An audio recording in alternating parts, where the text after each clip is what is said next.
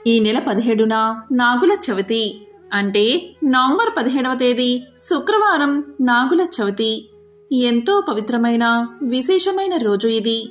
అసలు నాగుల చవితి అంటే ఏమిటి, దాని విశిష్టత ఏమిటి, కుజదోషం కాలసర్పదోషం తొలగడానికి నాగుల చవితి రోజు పూజలు ఏ విధంగా చేయాలి, అదేవిధంగా నాగుల చవితి రోజు పుట్టలోనే పాలు పొయ్యాలా, దీర్ఘకాలం సంతానం లేనివారు ఏ పరిహారాలు పాటించాలి, అలాగే వంశాభివృద్ధి కోసం, శీఘ్ర వివాహం కోసం, సర్వరోగ నివారణ కోసం ఈ నాగుల చవితి రోజున ఏ విధి విధానాలు పాటించాలి ఇప్పుడు ఈ వీడియోలో తెలుసుకుందాం. అదేవిధంగా ఈరోజు పుట్ట దగ్గర పూజకు సిద్ధం చేసుకోవాల్సిన పూజా సామాగ్రి ఏంటో, అలాగే ఇంట్లో స్వామిని ఎలా పూజించాలో కూడా ఇప్పుడు తెలుసుకుందాం.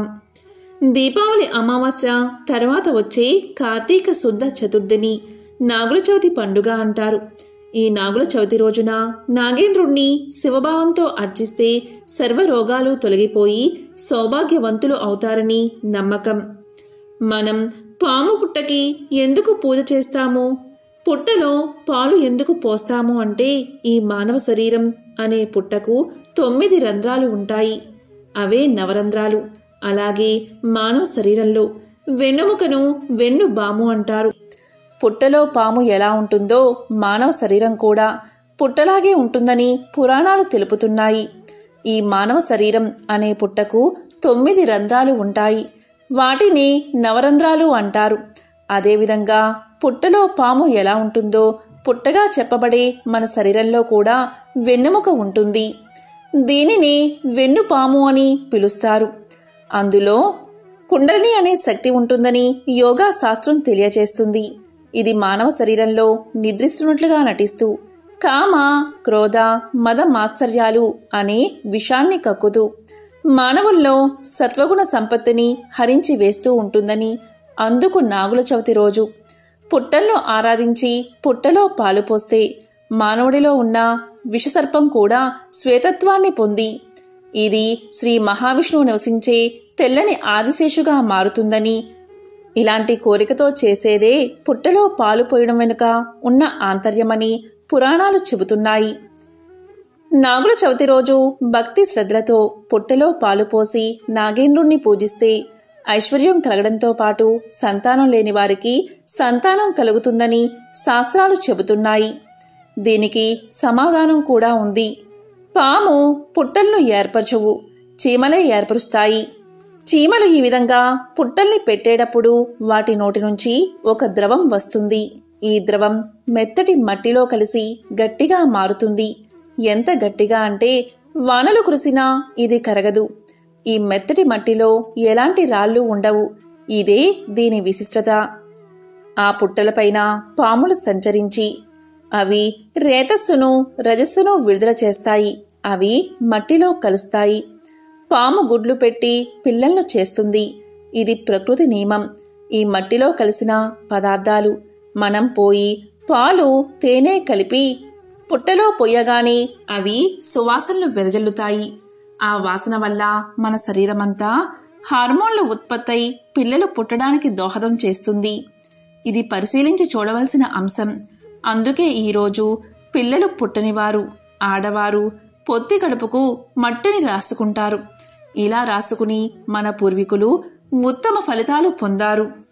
కుజ, రాహు దోషాలున్నవారు, సాంసారిక బాధలు ఉన్నవారు ఈ కార్తీక మాసంలో వచ్చే షష్ఠి, చతుర్దశల్లో మంగళవారం నాడు కానీ, చతుర్దశి బుధవారం కలిసి వచ్చే రోజు కానీ దినమంతా ఉపవాసముండి ఇలా మంత్రాన్ని పఠిస్తూ పామును పూజించాలి. పాహి పాహి సర్పరూప నాగదేవ దయామయ సత్సంతాన సంపత్తిం దేహిమే శంకరప్రియ అనంతాది మహానాగ రూపాయ వరదాయ చ తుభ్యం నమామి భుజగేంద్ర సౌభాగ్యం దేహిమే సదా.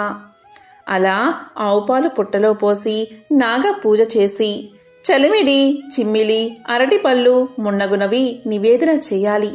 ఈ సందర్భంగా పుట్ట వద్ద దీపావళి నాటి మిగిలిన మతాబులు, కాకర పువ్వొత్తులు, టపాసులు చిన్నారులు ఎంతో సంతోషంగా కూడా కాలుస్తారు. ఇలా స్త్రీలు నాగేంద్రుణ్ణి ఆరాధిస్తే శుభప్రదమైన సుఖ సంతానము, అదే కన్నెపిల్లలు ఆరాధిస్తే మంచి భర్త లభిస్తాడని చాలామంది నమ్మకం. ఈ విధమైన నాగుల ఆరాధన ఈనాటిది కాదు, యుగాల నాటిది. సౌభాగ్యానికి, సంతాన ప్రాప్తికి సర్పపూజ చేయడం అనేది లక్షల సరత్తుల నాడే ఉన్నట్లు మన పురాణాల ద్వారా ఎన్నో కథలు చెప్తున్నాయి. దేశమంతటా పలు దేవాలయాల్లో మెలికలతో ఉన్న నాగేంద్రుడి విగ్రహాలు కనిపిస్తూ ఉంటాయి. ఈ నాగుల చవితి నాడు నాగేంద్రుణ్ణి శివభావంతో అర్చిస్తే సర్వరోగాలు పటాపంచలై సౌభాగ్యవంతులవుతారని ఋషివచనం. నాగేంద్ర, మేము మా వంశంలో వారము నిన్ను ఆరాధిస్తున్నాము. పొరపాటున తోక తొక్కితే తొలగిపో, నడుం తొక్కితే నావాడనుకో, పడగ తొక్కితే కస్సు బుస్సుమని మమ్మల్ని భయపెట్టకు తండ్రి అంటూ పుట్టకు ప్రదక్షిణ నమస్కారాలు చెయ్యాలని పెద్దలు చెప్తూ ఉంటారు. నూకని పుట్ట చుట్టూ నూకలు నువ్వు తీసుకుని మోకలు మాకివ్వు తండ్రి అని చల్లి పుట్టమ్మను చెవులికి పెట్టుకోవాలి.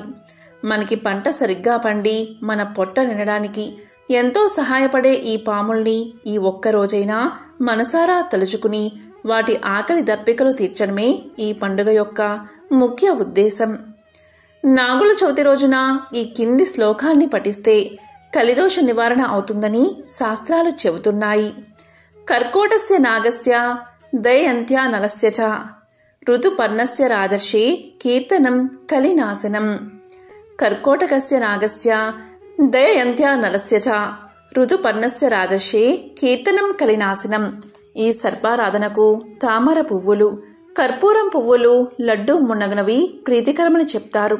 సర్పారాధన చేసేవారి వంశం తామరంత పరంగా వర్ధిల్లుతుందని భవిష్య పురాణం చెప్తుంది. మన భారతీయ ఇళ్లల్లో ఇలవేల్పు సుబ్రహ్మణ్యేశ్వరుడే. ఆయన అందరికీ ఆరాధ్య దైవం కాబట్టి వారి పేరును చాలామంది నాగరాజు, పని, సుబ్బారావు వగైరా పేర్లు పెట్టుకుంటూ ఉంటారు. తలనుండు విషము పనికిని, వెలయంగా తోకనుండు రుచిక మునుకున్, తలతోక ఎనక ఉండు కలునకు నిలువెల్ల విషము కదరా సుమతి. వృచ్చిక రాశిలో వచ్చే జ్యేష్ఠ నక్షత్రాన్ని సర్ప నక్షత్రం అంటారు. ఈ నక్షత్రంలో సూర్యుడు సరిగ్గా కార్తీక శుద్ధ చవితి నాడు ప్రవేశిస్తాడు. ఇలా ప్రవేశించిన రోజునే నాగుల చవితి అంటారు. పాములు అనేవి మనకి పరోక్షంగా చాలా మేలు చేస్తాయి. భూమి అంతర్భాగాల్లో ఉంటూ భూమిని నాశనం చేసే క్రిముల్ని, పురుగుల్ని తినేసి మన భూసారాన్ని కాపాడుతూ నీటి వనరుల కింద ఉపయోగపడతాయి.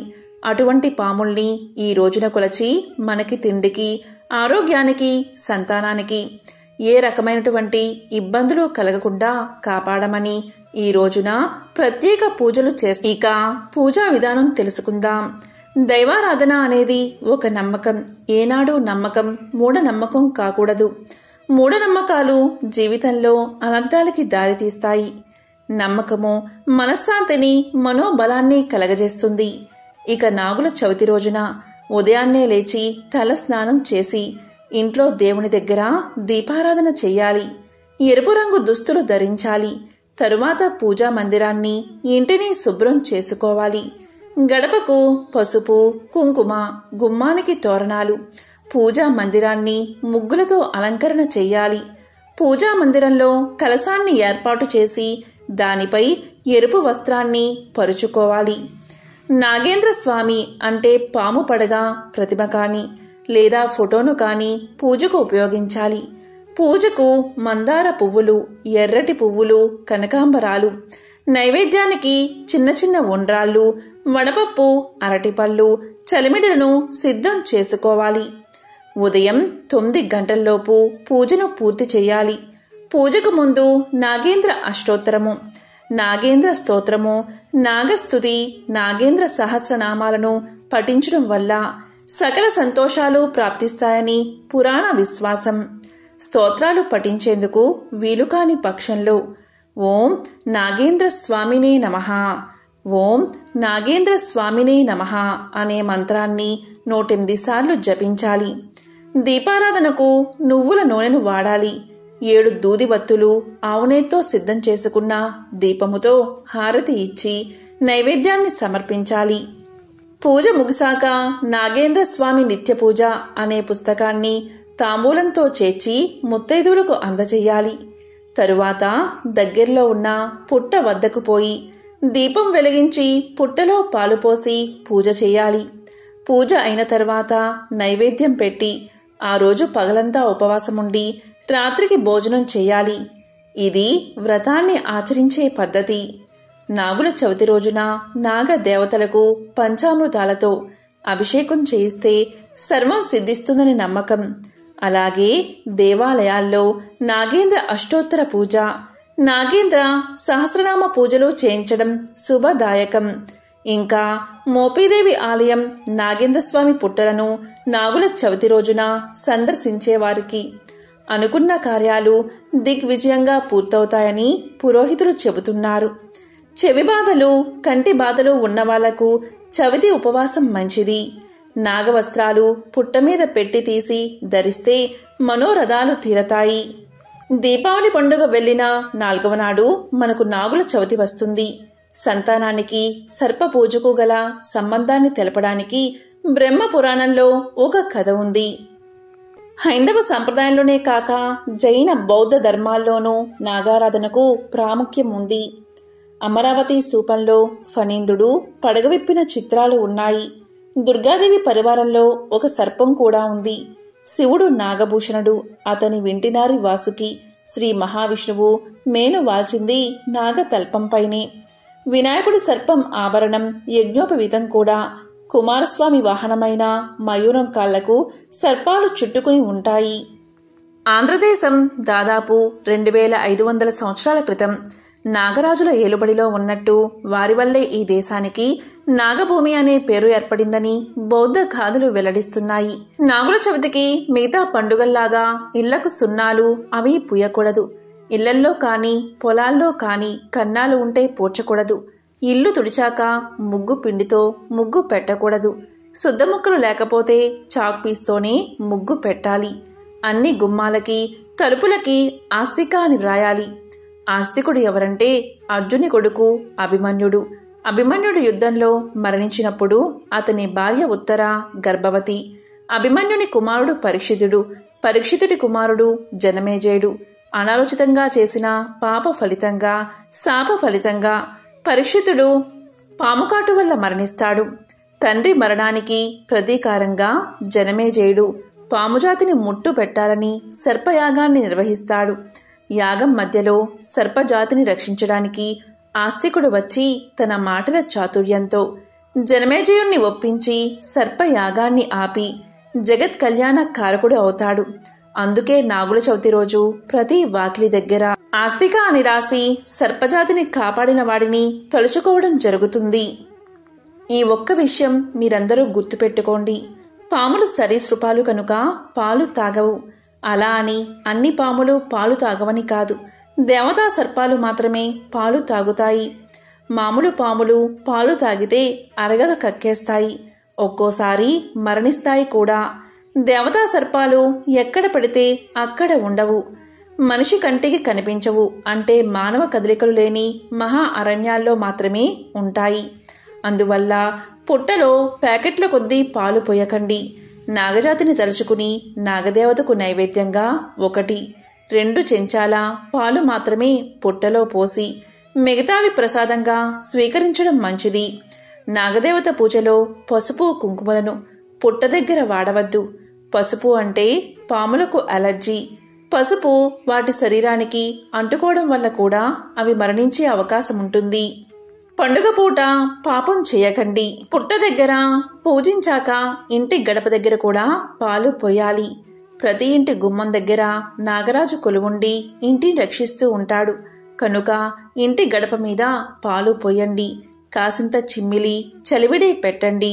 ఒక అరటిపండు ముక్క పెట్టండి.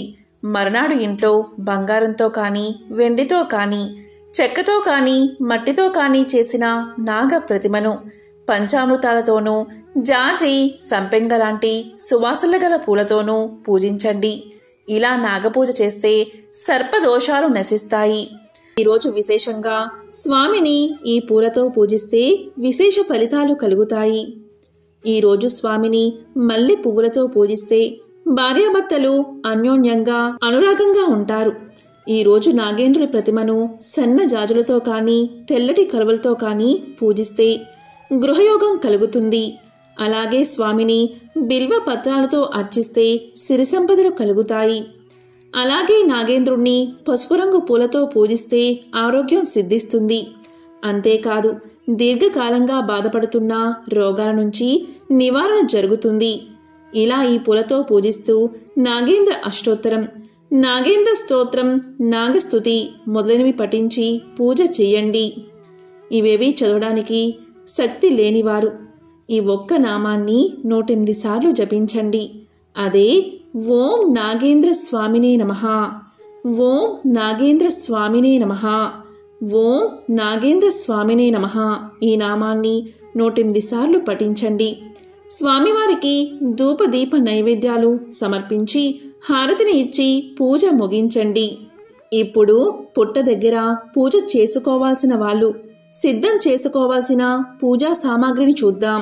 పసుపు, కుంకుమ, అక్షింతలు, కర్పూరం, గంట, హారతి పళ్ళెం, అగరవత్తులు, అగ్గిపెట్టె, ప్రమిదలు, ఆవు నెయ్యి, ఒత్తులు, బియ్యపిండి అంటే వరిపిండి, నీళ్లు, తమలపాకులు, పువ్వులు. వీటితో పాటు ముఖ్యంగా తీసుకు వెళ్ళవలసినవి చిమ్మిలి, చలివిడి, వడపప్పు, అరటిపళ్ళు, ఆవుపాలు, బియ్యం, నూక సిద్ధం చేసుకుని పుట్ట దగ్గరకు తీసుకువెళ్ళాలి. ఇప్పుడు పుట్ట దగ్గర పూజను ఏ విధంగా చేయాలి అంటే పుట్ట దగ్గర కొంచెం నీళ్లు చిలకరించి బియ్యపిండితో ముగ్గు వేయండి. దానిమీద పసుపు కుంకుమలు వేసి ఒక తమలపాకు పెట్టి దానిమీద 2 మట్టి ప్రమిదలు ఒకదానిమీద ఒకటి పెట్టండి. నువ్వుల నూనె కానీ ఆవు నెయ్యి కానీ పోసి 2 వత్తులు వేసి దీపారాధన చెయ్యండి. అందరూ ముఖ్యంగా గుర్తించుకోవాల్సిన విషయం, ఎప్పుడూ పుట్ట మీద దీపారాధన చేయకండి. పుట్టకు దగ్గరలో దీపారాధన చేయండి. ఆ తరువాత ఓం నాగేంద్ర స్వామినే నమః అంటూ చేతిలోకి కొంచెం చలిమిడి, వడపప్పు, అరటిపండు ముక్క, ఆవు పాలతో కలిపి పుట్ట కన్నుల్లో 3 సార్లు పోయండి. శాస్త్రానికి మాత్రమే పుట్టలో పాలు పోయండి. అదే పనిగా ప్యాకెట్ పాలనంతా పుట్టలో పొయ్యవద్దు. ఇది పాములకు హాని కలగజేస్తుంది. ఆ తరువాత ఈ శ్లోకాన్ని తప్పనిసరిగా పఠించండి. పాహి పాహి సర్పరూప నాగదేవ దయామయ సత్సంతాన సంపత్తిం దేహిమే శంకరప్రియ అనంతాది మహానాగ రూపాయ వరదాయ చ తుభ్యం నమామి భుజగేంద్ర సౌభాగ్యం దేహిమే సదా అనే మంత్రాన్ని తప్పనిసరిగా పఠించండి. ఇక దీర్ఘకాలం సంతానం లేని వారు మీరు చేతిలోకి వరనూకను తీసుకుని పుట్ట మీద చల్లుతూ ఇలా స్మరించండి. పసుపు కుంకుమ వేసేటప్పుడు తోక తొక్కితే తొలగిపో, పడగ తొక్కితే పారిపో, నడుము తొక్కితే నావాడనుకో, నూక వేసేటప్పుడు నూక నువ్వు తీసుకుని మూకను మాకు ఇవ్వు. చిమ్మిలి వేసేటప్పుడు చిమ్మిలి తిని చిరునవ్వుతో చూడు. చలిమిడి వేసేటప్పుడు చలిమిడి తిని చల్లగా చూడు. పాలు పోసేటప్పుడు పాలు తాగి పారిపో అని స్మరించుకుంటూ నూకను పుట్ట మీద చల్లి నమస్కారం చేసుకోవాలి. ఇంత శ్లోకం చదవలేను అనుకునేవారు ఈ ఒక్క మాటనైనా చెప్పవచ్చు. స్వామి, నేను వేసే నూకను నీవు తీసుకుని మూకను నాకు ఇవ్వు అని 3 సార్లు వేస్తూ చెప్పండి. ఆ తరువాత మొక్కులు ఉంటే అవి తీరినవారు నాగ పడగలను పుట్టలో వేసి మొక్కు తీర్చుకోండి. ఆ తరువాత ధూపదీప నైవేద్యాలు సమర్పించండి. మరోకుండా చేయవలసింది పుట్టమన్ను స్వామికి నమస్కారం చేసుకుని తీసుకోండి. సంతానం కోరుకునేవారు, గర్భదోషాలు ఉన్నవాళ్ళు పుట్ట మీద ఉన్న మన్నును గర్భానికి రాసుకోవాలి. ఇలా చేస్తే గర్భదోషాలు తొలగిపోయి శీఘ్ర సంతానం కలుగుతుంది.